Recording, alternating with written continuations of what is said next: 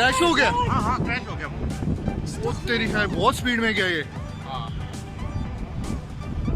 तेरी खैर।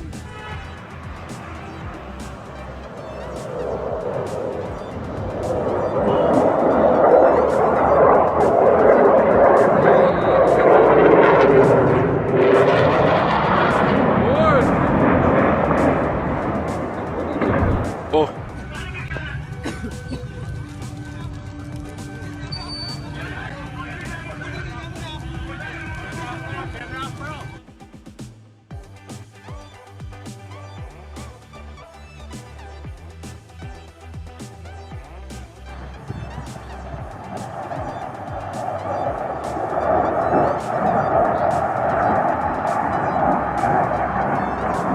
ओए पढ़ाई रखी ओए ओए वो बैलन फटी क्या? फटी गई ओए। वो क्या रे? वो जान तो भाई क्या? भाई वो था। भाई क्या ब्लास्ट हो गया?